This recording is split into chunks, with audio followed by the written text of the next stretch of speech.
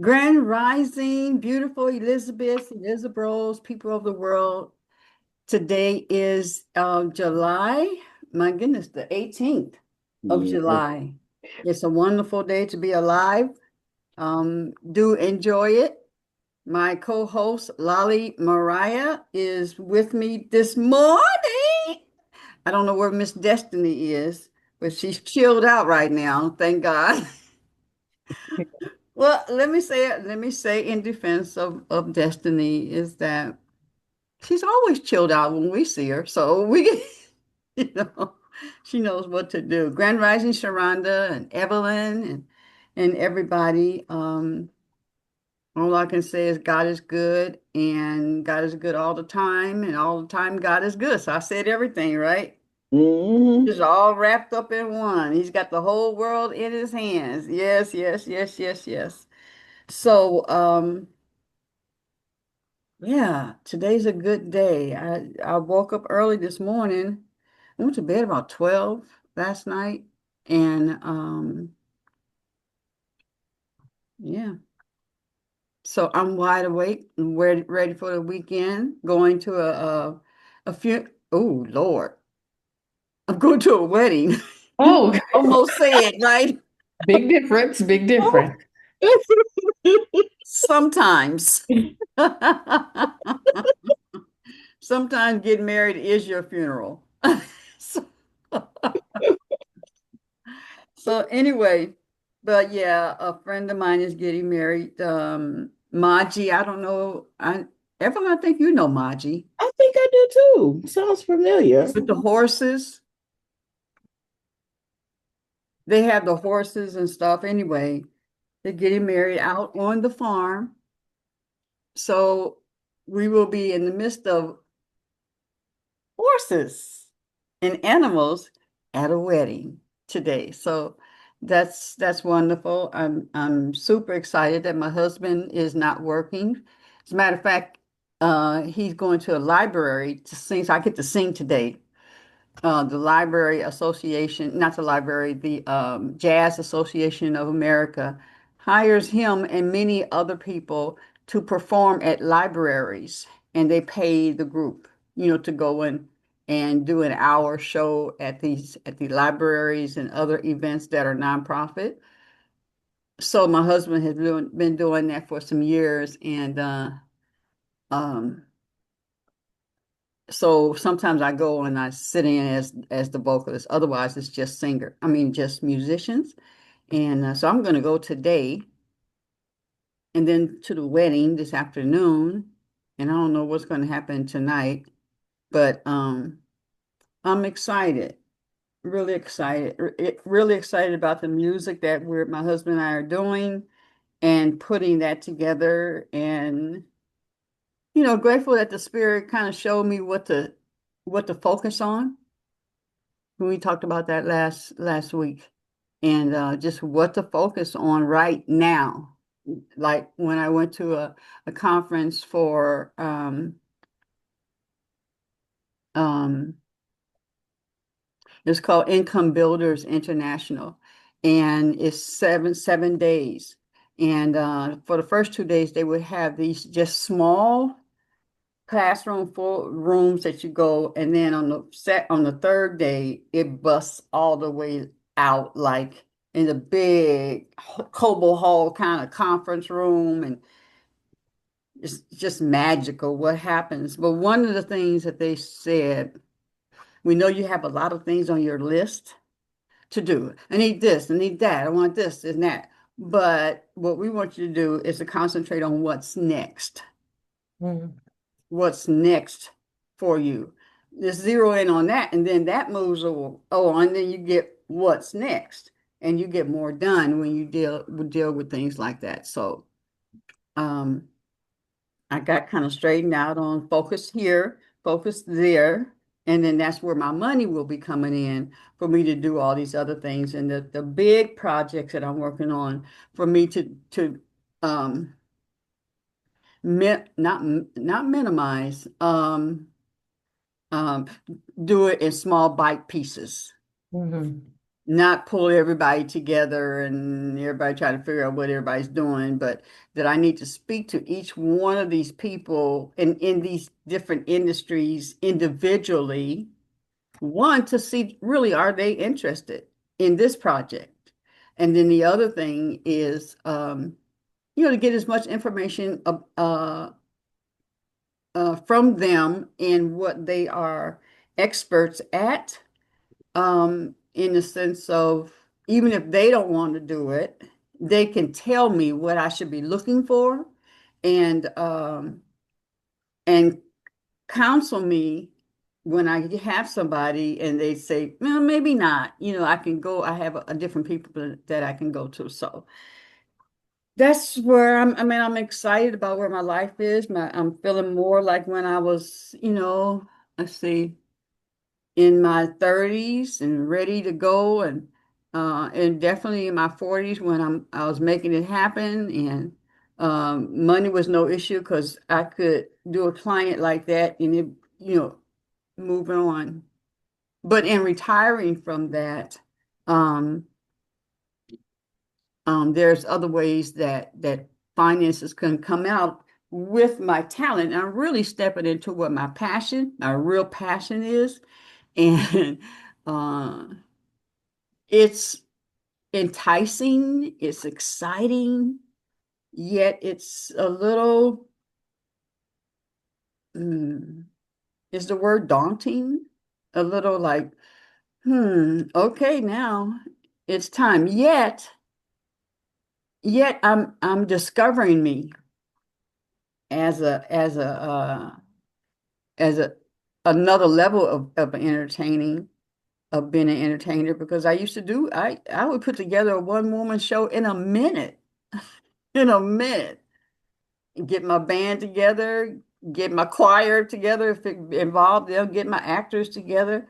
That's what I did. And then I chose to take the assignment of working with my sister, which is her passion of braids and stuff. But she does it, but I'm the business head of that in my family. So I chose to do that because that's what my assignment was. But now it's about me. It's about me. So, Lolly, what you got for us today? And also, this is Passion and Purpose Friday. As you see, I'm talking about my passion because I'm really feeling all of it, listening to the different music. I'm not listening to people about their song, about their, and trying to learn their songs. I'm not trying to, I do pay attention to how people sing because that's important, and how they approach and how they tell the story, all those particular things. And is it that important to be perfect? Is there such a thing as perfect? And every performance, every work that we do, every show that we do, that's that's what that is. And you can't drag that into your next show might be it might be ugh, whatever for whatever reason. So just hanging on, which is probably why, as Oprah said, that Beyonce, even after Beyonce, what's her name? Tina Turner, all of them, all those great singers and stuff, when they come on, she said after it was over, they would always say, "Did I do okay?" The big time is still every moment, every performance. Uh, we want them to be good. Even if we do bad, we like, oh gosh, you can't redo that. Just do it better the next time. So yeah, so I'm excited about what God is creating in my life and that I'm going home. Where's home? Well, the president of Burkina said, come home, come home. So Africa is my home. And for sometimes there was some time, some little piece of me or something is of my spirit was back in the when Eve came out, whatever, whatever. But anyway, that's my silliness of this Friday morning. I'm excited about the weekend, and I'm excited about life, and I'm excited about what Elizabeth's where we're doing, what we're doing, where we're going, and being more focused around that. So, my beautiful chocolate, one of the prettiest smiles in the world, new mommy, singer, composer. I was supposed to do this immediately. Uh, Lolly is going to come on and take over right now. Look at that chocolate skin. Love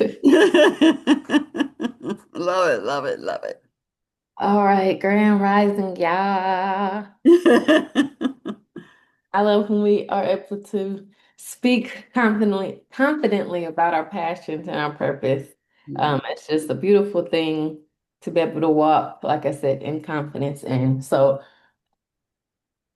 that's amazing. Yes. I Today, what I have prepared is related to passion and purpose, but in a roundabout way. I'm going to be speaking on mastering attachment and detachment. Mm, And I came up with this because I was thinking about how a lot of times, and I'll speak for myself in my life, I see where sometimes I am so hyper attached to people or that relationship, and even when they're not giving back, and I'm like, if I can just do this or do that or whatever. And hmm so, as it relates to our passion and purpose, or my passion and purpose, sometimes those type of attachment styles, those are hindering hmm because you're constantly seeking outward validation or constantly in a pull and tug of war, figuring out, do I belong here? Do I not? And that goes back to the confidence is shot. And so today what I wanted to expand about is there's four different attachment styles, which I will go into. And then I'll give you kind of like a rundown of what we're going to do so that you can in your head know. So I'm going to go over those attachment styles so that you have an understanding of what attachment is. Um, and then I want us to do a little reflection that we will not share immediately, but a little reflection where um, as you think and recall those attachment styles, that you mark down people's names in your life that you had that type of relationship with. So if that was a mom, a dad, a brother, a cousin, a partner, whatever it is, think about where they be placed, which attachment style is best represents the relationship you all have. And how did that affect you? But you don't have to write the how did that affect you part. That's just something to think about a little bit later, just to have you going. I have a probably like a 13-minute video. And it might only show 8 minutes of it. I'm not sure how I want to do that, but there's a where we talk about detachment and what that looks like. And then at the end, I want us to think about we can share out and think about some affirmations that allow us to really truly walk in our purpose and in confidence, regardless of the people around us and how we're related to them and our attachment styles with them, we still should be able to walk in confidence. So that's the goals for today. That's what we're gonna move through. So, all right. I did not record my part, but it's fine. So here we go. I am going to share. Oh, could I get the power, please? You should have it. I Um, think because you had asked, could you? I asked to record, but I just Oh, am. okay. Got it. All right. So I'm going to share this screen here. Um, okay. All right. Mastering attachment and detachment.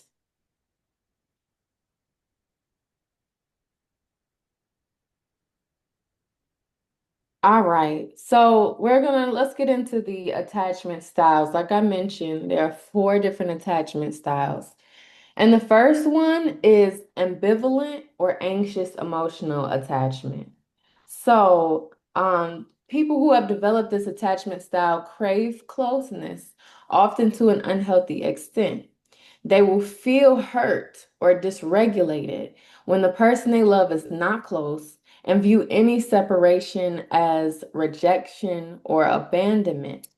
So that could be a distance, like it could be overnight. It could be even for some people, a few hours of a time difference when you're not hanging out with somebody. Somebody might be so anxious during that time. Are they okay? What are they doing? Where are they at? I don't know. Are they coming back? I don't know how I feel.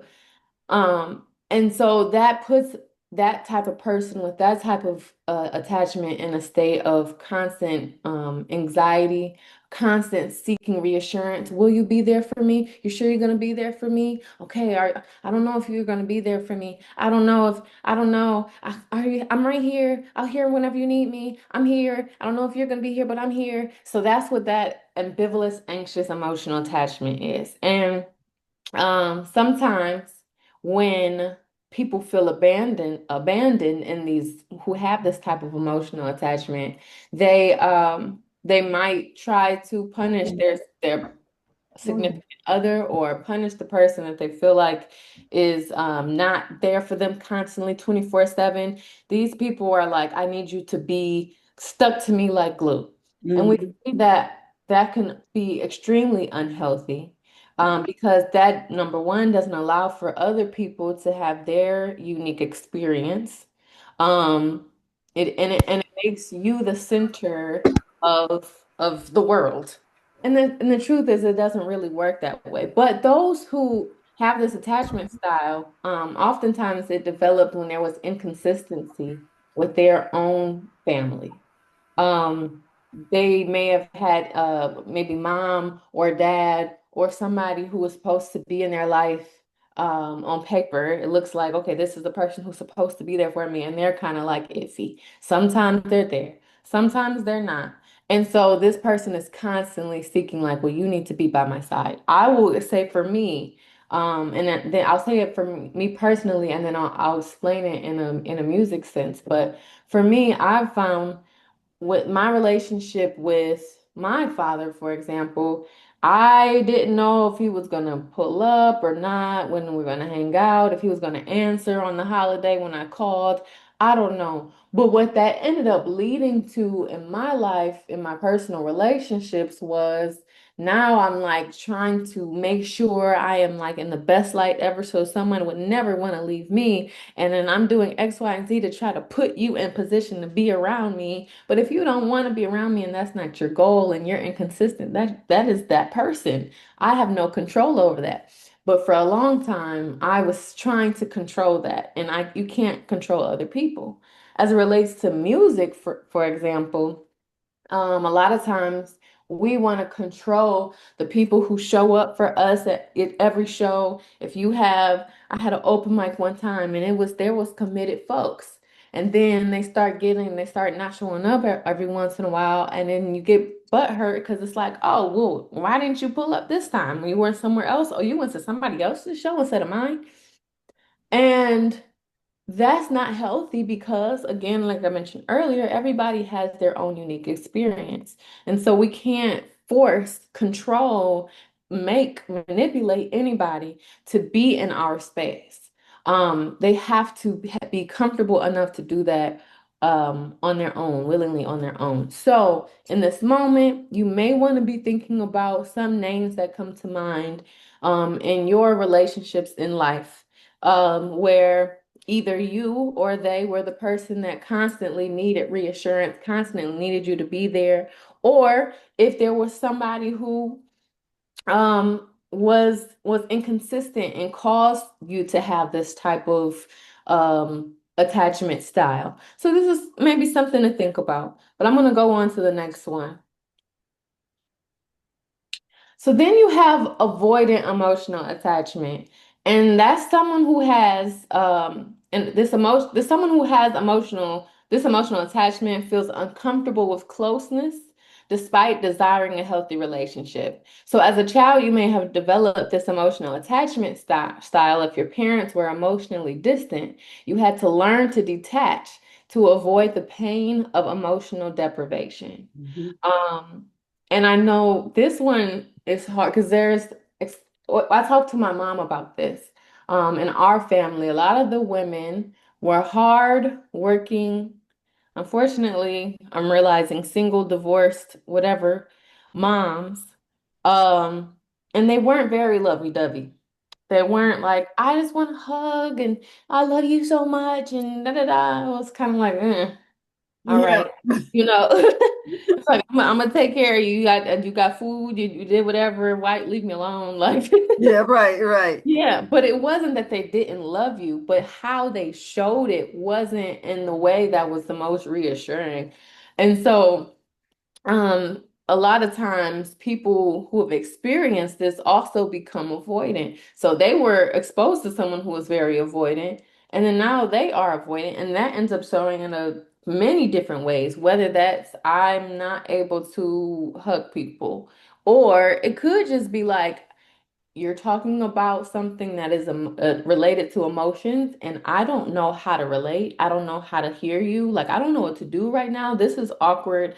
I'm just going to I'm not even going to have a conversation with you.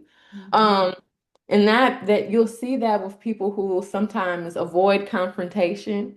So you have an issue with someone and you go to them and like they like blow up or try to turn it into something completely different or change the subject or like try to just avoid you literally or do anything to avoid having that heart to heart because Yeah. it's kind of like in the Wiz where it's like I'm searching for a heart like they don't know how to connect and how to feel because they haven't been able to experience a healthy attachment style in that way. And that's how they work through it. They just detach entirely.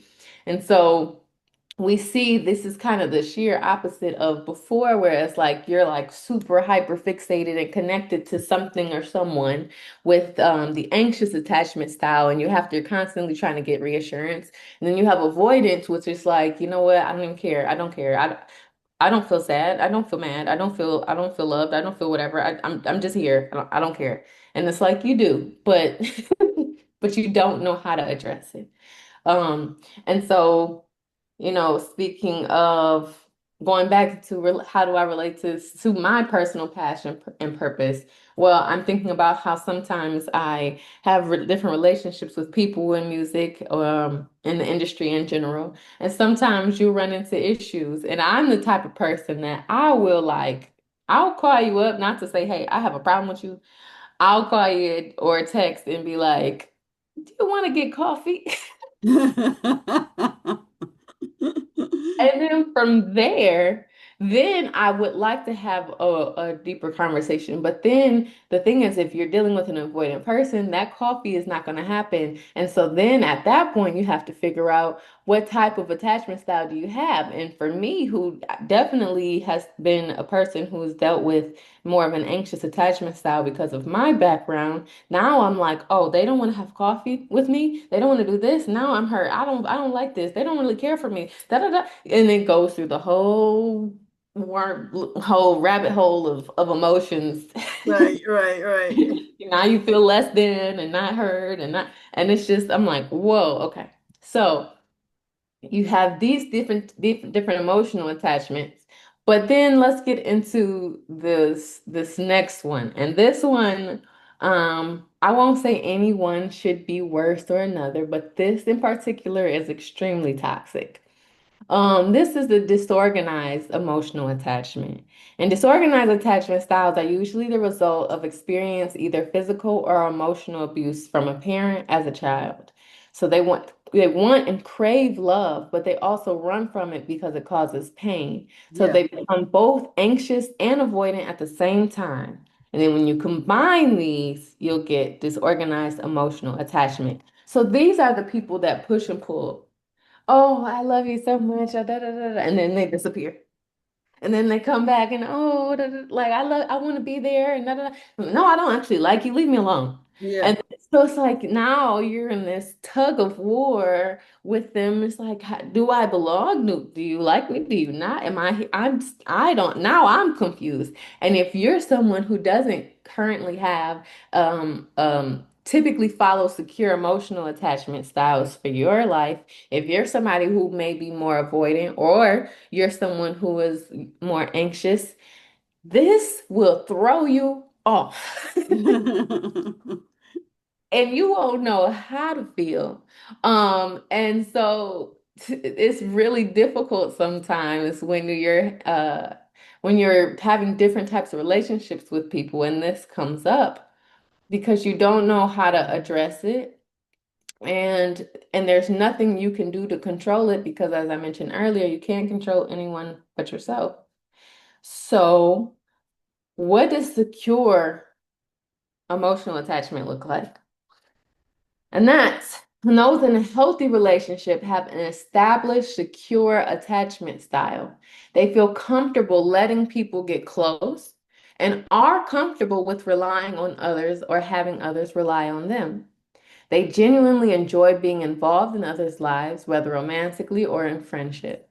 When you experience this level of emotional security, people can be separated without anxiety and reunite happily and healthily. And so, what this looks like is I'm secure in how I attach to people. So, if me and Barbara are good friends, but Barbara is a little bit anxious, has more of an anxious emotional attachment and she is like, you got to be here, you got to do this for me. I can be like, you know what, I have my boundaries, I'm going to support you in the best way I can, I appreciate you, and and you know this, and that's you're in a good space there because you're secure in how you personally were able to have that relationship. Or Barbara is avoidant, so there's an issue, you want to go to Barbara and talk about emotionally, have a heart to heart, and Barbara keeps avoiding because of your secure emotional attachment. That doesn't, I don't want to say it doesn't bother you because, of course, you're going to recognize it and it might not sit right with you, but it doesn't sway you off of knowing your worth and who you are. If Barbara doesn't want to be a good friend, Barbara doesn't want to be a good friend. It doesn't mean that you're not a good friend. It doesn't mean that you can be better, that you need to change something about your life. You need to change your hair color, your toenails, whatever, just to make sure Barbara's happy. You don't have to because you're secure in how you connected with Barbara, with that person, with whatever. Um, and then again, if you are secure and you run into somebody who's both anxious and avoidant, and they're in that and they have the disorganized emotional attachment, you're so secure that you recognize that this is not okay. And so at that moment, you are secure in knowing that if this person should not be in my life, that I will be okay. And if this person is in my life, then I will have my boundaries again, but I will be okay. And so it's just kind of this balance of remembering that you only have control over yourself. And so it's not quite detachment because you're still going to show up for people, you're still going to support, you're still going to love, you're still going to be open to having a heart to heart. You're still going to be there, but it's not with any type of feeling of anxiety or feelings of being less than or feelings of avoiding situations. You're just secure in where you're at. So that is seen, in families and growing up. If you've seen secure attachment, you've seen maybe a married couple who, the mom can go hang out with her friends for a girls' night and come back home, and the couple was strong and happy regardless. The you might see that where, the best friends hang out and they are going to be there for each other, but they don't always see each other because maybe somebody lives in another state, or they got kids, they got other things going on. They can't always show up, but when they do, they make sure that it counts. Secure emotional attachment, that relationship is solid because you're secure in how you're attached. So, to the little diagram, the activity that I want us to think about, and take maybe 3 minutes to think about is think about our relationships and the type of relationships that we have, and are they more anxious, are they avoiding, are they disorganized, or are they secure? So growing up, what did you have a secure relationship with your father? I didn't.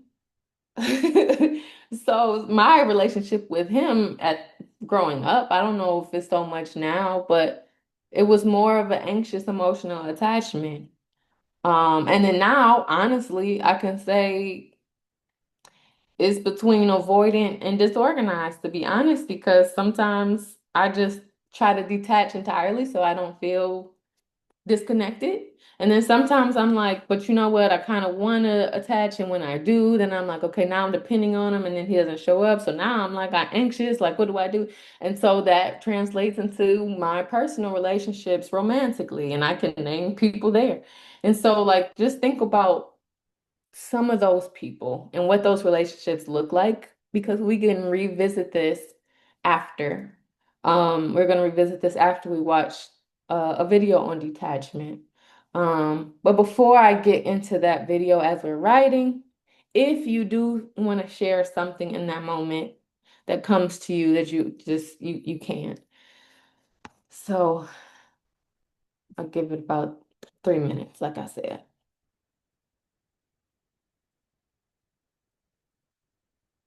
What are we doing? We're looking at these. Yes. So you're looking at the four emotional attachment styles Hmm. and writing down names that fit under each, like the type of the relationships that we have with different people. Okay. Yeah. What's going on with you? You're like, what?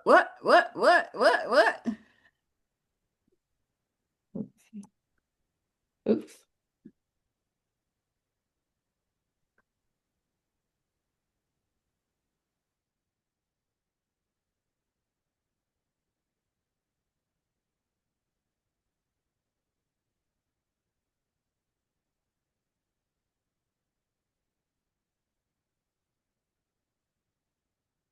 And then let me know if you need me to revisit the meanings of each at all.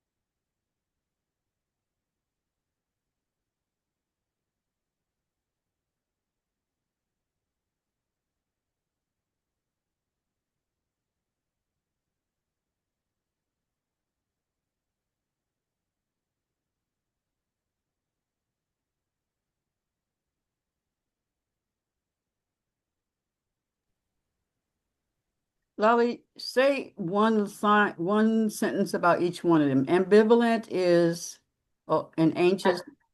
Yeah, ambivalent or anxious, that is basically where you feel like you're dysregulated when they're not showing up. So you constantly feel like you have to have constant reassurance from people because of inconsistencies with others. You got it. And the disorganized.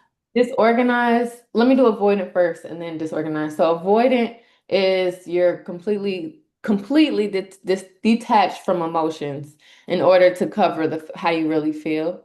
And then disorganized is a combination of anxious and avoidant. So you constantly need reassurance constantly need somebody to be there, but you also are avoiding that emotional conversation as well. Mm-hmm. And then of course secure is, you're detached from how people perceive you constantly, and you're more secure in being a good part of the relationship, and being able to move forward regardless of whoever else is dealing with whatever else. Okay, thanks.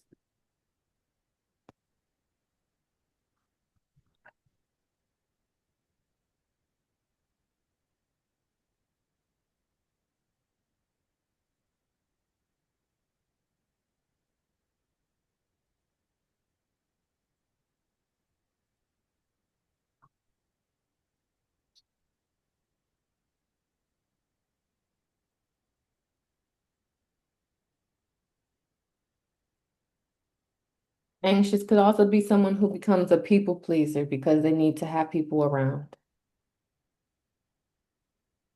Mhm.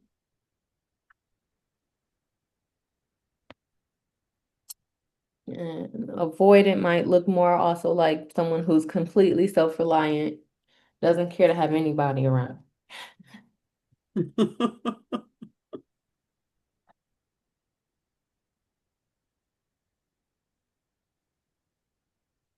All right. So while we're continuing to write down and think about the people in our lives that represent these type of attachment styles, I'm going to go ahead and move into mastering detachment and show part of this video. And so when we think of the word detach, it comes up in both negative and positive ways. Detaching to the extent of not caring or not connecting with anyone is avoidant emotional attachment style. And that's not what our goal is. But a lot of times there when we struggle with more of an anxious emotional attachment style, we have to learn what detaching is in order to create balance, a healthy balance. And so this woman that I'm about to share, she really, really hit the nail on the head. So I'm going to let her talk. When it comes to practicing detachment in relationships, you may still be struggling because you are approaching it from a surface level perspective. The core element of detachment is objectivity. When you are objective about something, you can step back far enough to see things as they are, not as your fears and wounds want them to be. This then invites the clarity you need to drive your actions. Listen, this is a very nuanced topic. There are so many valid ways to look at it, but my hope today is to offer you a perspective that informs a lifestyle practice rather than being solely situation based. Let's start by defining attachment at its most basic level. It simply means fondness, liking, or affection for someone or something. If you view it from this very simple, uncomplicated perspective, you will recognize that attachment itself is not your enemy. Your wounds and patterns around it are the issue. And this brings us to attachment theory and attachment styles, which basically describe how our earliest emotional bonds with our primary caretakers influence how we form and maintain relationships today. If you had to dance and play tricks for love as a child, this may manifest as losing yourself in relationships. If there was a lot of insecurity, maybe today you've become someone who is always overly emotionally invested, or you seek codependency and you feel worthless without external validation, or when you're not validated by someone else in your relationship. Alternatively, you might be someone who refuses to see people for who they are, so you spend all your time trying to mold them into the fantasies that you hold. None of these behaviors reflect the simplicity of liking, being fond of, and having affection for another entity. That is why I kept that definition simple. Humans are fundamentally wired for bonding. You are not struggling because you feel an attachment to people. You are struggling because you have made them a fixture, an extension of you. Your bond isn't driven or inspired by connection, but by desperation, lack, and necessity. Often, when we talk about detachment, we ask, how do I stop caring? I just care and love too much. And I used to say this too, by the way. I used to say it a lot. But I want to challenge that thinking. The reality is that love and care by their nature cannot be excessive. If someone can judge your feelings as too much from a stable, healthy perspective, then it is no longer genuine love and care, but rather obsession or unhealthy attention seeking or some other form of imbalance. Listen, in order to heal, you need to change the story you tell about your patterns and wounds. Your care towards someone or something has never and will never be the problem. What you need to address is the internal void that makes it impossible for you to do so without being consumed. With detachment, the goal is not to care less. You should care, you're human. The goal is to separate your core identity and well-being from your attachment to people. As a child, your life and identity quite literally depended on your bond with your caretakers. But as an adult, your sense of self-worth, your sense of being must come from within. Any bond in which you neglect or outsource your primary duty of care to yourself, or where you hijack another person's responsibility for their own well-being, is problematic. It's not your role in any relationship to foresee, search out, solve, or control another person's behavior, emotions, or life. You are not a detective. You are not a detective. That's not your role in any relationship. I see people take pride in being able to find, oh, you are not a detective. You are not a savior. You're not an oracle. The minute you feel engulfed by another person to the point that you abandon your own story to place side in theirs, you've transitioned from the natural need to build connection to using them as a lifeline. That's where the work is. The question is not, how do I stop caring? But how do I find and heal whatever internal lack I am trying to fill with these obsessions, with this illusion of control? For example, instead of simply saying, oh, I just want to stop feeling anxious when someone doesn't text back immediately, you dig deeper, go a bit deeper, and you might realize that the issue there is your fear of abandonment. Now, that's something you can work on. That's something that is clear and actionable. You can find a way to work through it. Yes, maybe you can get this person today to start texting back in time. But what about tomorrow when it's someone else?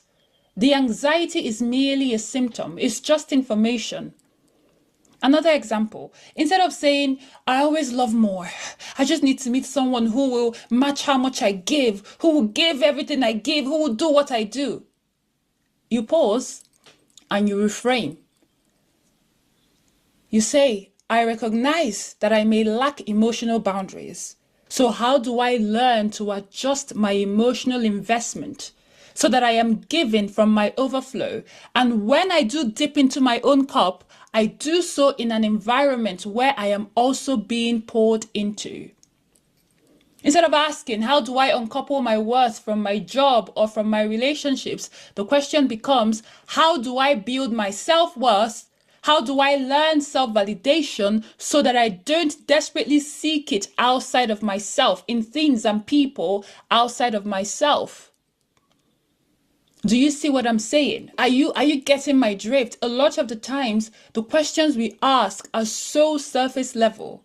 And that's why you do it one time and it seems like you got it. And then next week something happens and you fall apart because you're not going deep. Now, let me give you something to do. Grab your writing.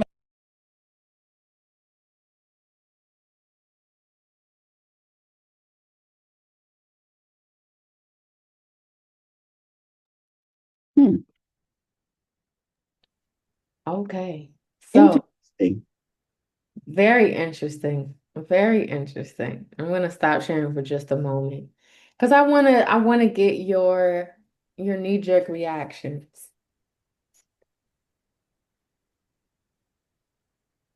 Oh, it makes sense. I mean, I've I can't say I've ever experienced where I've tried to control somebody like that. I just, my relationship with my parents were, they were always, do what you want to do, baby. I would support you.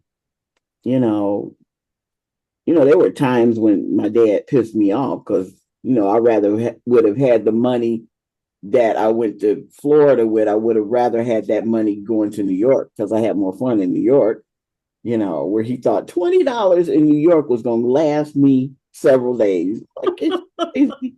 And I had to buy shoes with that 20. I was a little upset. But I always felt supported. And I don't, oh, wow. It's just, that's a lot. That's a lot to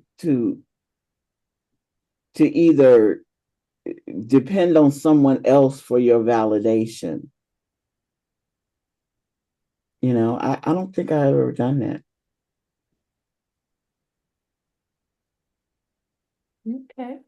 Wow, and this is really, and I'm not gonna say it's not weird. It is in alignment with things that are going on in other people's lives. Because my daughter she she was talking to me, and this is right on point with her friendship with Anthony, the chef from Georgia, who he works so hard. He he's now in a crisis, a health crisis, and and basically Chat GPT told her, uh, you can't set yourself on fire, keep him warm. You know, you can be supportive, but you know, until he starts to take his own health and his own well-being seriously, there's nothing you can do to save that. Mm-hmm.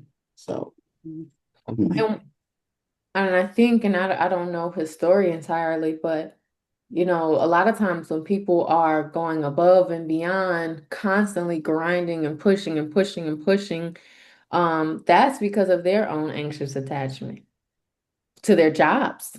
It don't have to be a person. It could be to a job. It could be, this they want me to do this and I have to do this and I have to prove that I'm worth this. And if I want to make this money and if I have to keep my position, if I do this, I need to X, Y, and Z and blah, blah, blah, and blah, blah, blah. And like the lady said on the video, she said we have to detach our well-being from the attachment to people or things. Our well-being, how we connect with people should not affect our well-being in a negative way. And so a lot of times we don't detach our well-being, it's right along connected to it. So we're good if the work is good. We're good if the company is happy because we did everything. We're good if everybody else is good, is happy that we're showing up and giving back and doing all the things. The other people may not even know or care if you're not okay. So Yep. you have to validate yourself. I have done the work. I Hmm. can take a break. I'm not gonna, my life isn't gonna fall apart because I took a break because I've done the work. I validate myself in that way. But a lot of us aren't able to validate ourselves. We're seeking everybody else's approval. I am. I struggle with this myself. And and so, yeah, that's definitely something that we have to learn to detach from. It's not always just our relationships with our family. hmm, I think Yeah. I'm gonna send him a copy of this show. Have her Yeah. send him, yeah, because I mean, because she said, can you take 2 hours just to watch a movie with me, like virtually? No. He couldn't, he just couldn't. I was like, wow, that's, shoot, I'm always taking breaks. Hey, baby. And speaking of her, something that Love.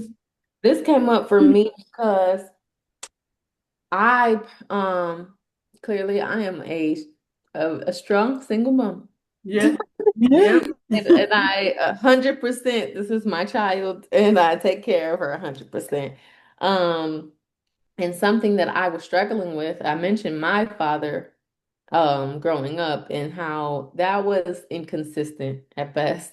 And so it made me into, well, it influenced my attachment styles. Um, okay.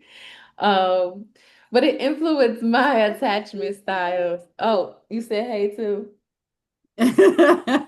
She looking like where did Right. She's like, wait, I where, didn't see where? him. I just wanted to show him some cuteness this morning. Yes. But my relationship with my father influenced my attachment styles. And now I'm looking at with her father how I've kind of gotten to the point, and this is why I'm having this moment now. So I'm changing, things have changed. But I got to the point where I was like hyper fixated on like, I can keep sharing about her, and like he'll one day he'll be there, and maybe this is what he needs to change, and I'm the one, and he has said one time that maybe God made you my baby mama for a reason, or blah blah blah, and so because of that, like I'm the one who can somehow fix this and da da da. Oh wow. Oh, Mhm. and so I'm over here, sending email updates like, baby girl is 3 months, baby girl is this. I'm not getting responses. And it got to the point where I'm like, I'm just gonna keep trying, keep trying, keep trying. And then I had to stop and take a moment to see people as they are. Yes, they are. And I can't fix or change or manipulate or send enough emails to change somebody. Hmm. Hmm. So that was my anxious attachment coming out. But now I'm moving towards a secure attachment style. Okay. If you don't want to be who you need to be, it's not my job to make you who you need to be in life. Hmm. That is your life, that is your journey, but it's not mine. I just happen to be a part of it. I don't need to be a part of it continuously and when it's not good for my mental health, for my well-being. If I'm constantly on my phone, did I get a response? Did I get it? No, I'm not okay at that point. So Right. I had to make these changes for myself. And I know that it's a relatable thing because we all, as I mentioned before, we all deal with how we attach to people and things in different ways, but we're all human. And so we can definitely find some similarities. And I wanted to encourage myself and you all and create more of an understanding of what attachment and detachment looks like, so that we can better move forward, and make better decisions where we are understanding our self-worth in, Hmm. in all avenues and in all spaces. Um, and like she said in the video, adjust our emotional investments so that we are giving from our overflow. Yeah, I like that. Yeah. And that hit the mark for me. So I know we only have about 4 minutes left. I wanted to do this last exercise together. And this is um affirmational exercise, but I wanted us to create our own affirmations um, in relation to our attachments or detachment.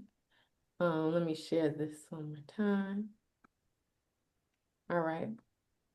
So I have a couple things here, but we can always add more. And I am going to be typing if you all want to give them to me, but I'll read what I have here first.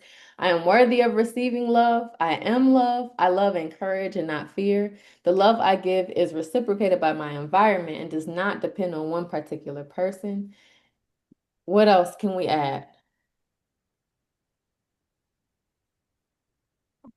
Any affirmations you could think of in relation to creating secure attachment styles? Oh, Well, you can always do the I am enough. okay. Yes. That's And that the one Lovely, above that is that I love in encourage and not fear or but in not fear. and not, let me clarify no, that. okay, encourage. I didn't know if it was ENCOUR or the Oh, no, first no. that you have down there. Okay. Okay, I am enough. I like that one. Um, I love me. mhm. I love myself. That's Yeah. Yeah. Because that's what it starts with. Mhm.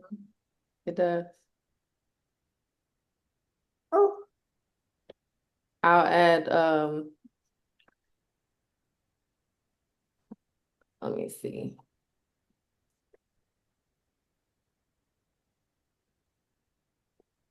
Um I like what she said. I give from my overflow. Overflow. Yeah. Something else, I can establish healthy boundaries.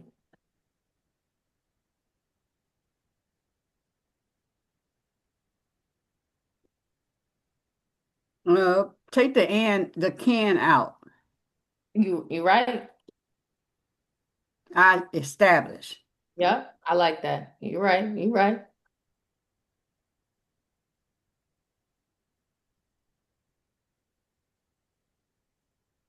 You got one to add to the bully? Uh, Uh-huh.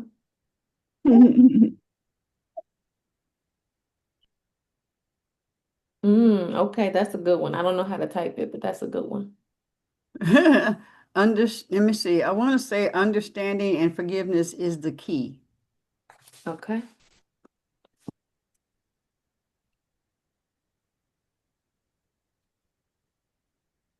Mhm. Yep. Understanding and forgiveness. Uh-huh. I'm typing with one hand. I know, right?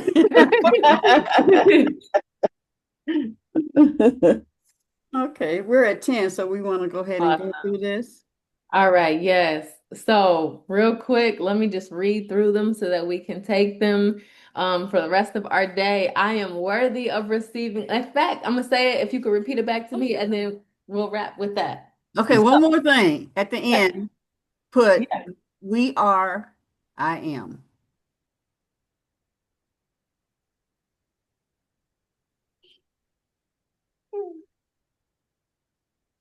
Here we go. And you can make that mean whatever you want to. All right. Ready? Y'all Uh-huh. ready? You ready, baby girl? Yeah. Okay. I am worthy of receiving love. I I am am worthy worthy of of receiving love. receiving love. I am love. I I am am love. love. I love in courage and not in fear. I I love love, in encourage, courage, and not in not in fear. fear. The love I give is reciprocated by my environment. Do it one part at a time.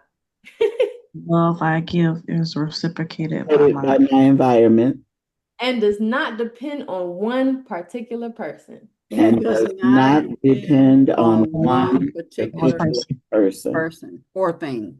or thing. I am enough. I I am am Enough. enough, I love myself. and I I love love myself. myself. I give from my overflow. I I give give from gift my from my my overflow. overflow. I establish healthy boundaries. I I I establish establish establish healthy healthy healthy boundaries. boundaries. boundaries. Understanding and forgiveness is the key. Understanding Understanding Understanding and and forgiveness forgiveness is is is the the key. key. We are, I am. We we are, I I am. am. Awesome. Thank you so much for being a part of this conversation and being a part of my journey and my growth as well. I hope you were able to take something that if you can't even apply it to your life, you could at least apply it to the people around you and share it with them. And on that note, Queen, if you want to wrap us out. All right, let's give ourselves a big hug and then give the world a big hug. Throwing some of that hugging over there to Destiny. Yeah. Destiny. She said, what? What? And sprinkle love and joy and peace and harmony and excitement and all that good stuff and money, money, money, money, and resources and all that stuff to you. Have a wonderful and awesome weekend. And if I don't see you or talk to you before then, it'll be Monday. Okay. Love you guys.